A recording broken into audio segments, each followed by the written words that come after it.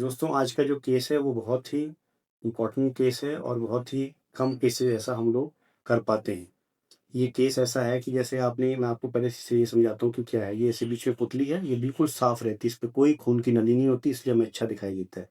और ये जो सफ़ेद हिस्सा है, ये कभी भी इसके ऊपर नहीं आता है।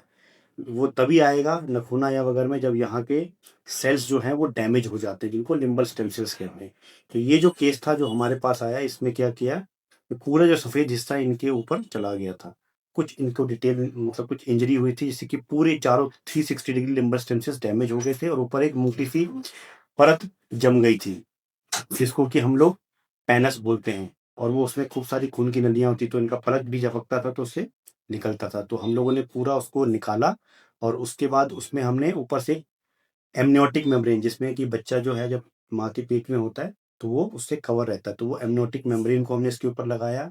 उसके बाद इनकी नॉर्मल दूसरी आँख से एक टिश्यू लेके टुकड़ा करके इस पे लगाया है। तो बहुत ही यूनिक सर्जरी है, आप देखें, चलिए इसको देखते हैं क्या क्या करते हैं हम लोग। और इस सर्जरी को हम लोग कहते हैं SLET, SLET, simple limbal epithelial transplantation.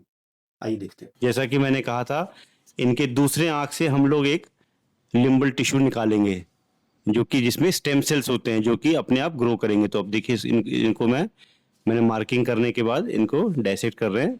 ये इनकी अच्छी वाली आंख है, उसमें से ये टिश्यू को निकाला जा रहा है। इसको लिम्बल टिश्यू कहते हैं, जहाँ पे कि स्टेम सेल्स होते हैं और मल्टीप्लाई करते हैं। निकालने के बाद मैंने BCL डाल दिया। अब ये देखिए इनकी आंख की हालत कैसी है।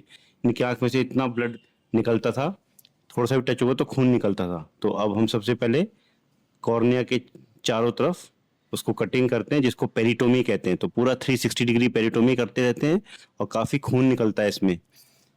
ब्लीडिंग, थोड़ा थोड़ा ब्लडी ऑपरेशन है ये।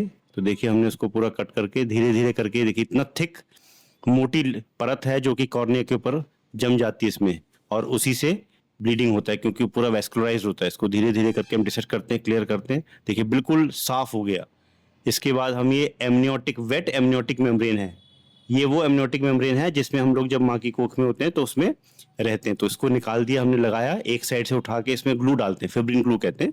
तो उसके दोनों कंपोनेंट हैं, दो बार इसको डालते हैं तो उससे ये इस हिस्से में चिपक जाएगा। फिर दूसरा साइड का उठा के उसमें डालेंगे दोनों कंपोनेंट और फिर इसको स्प्रेड कर दिया। अब जो आप देख रहे होंगे कि काफ़ी बड़ा है, तो इसमें जो एक्स्ट्रा है उसको हम कट करके निकाल देते हैं और उसको अच्छे से स्प्रेड कर देते हैं।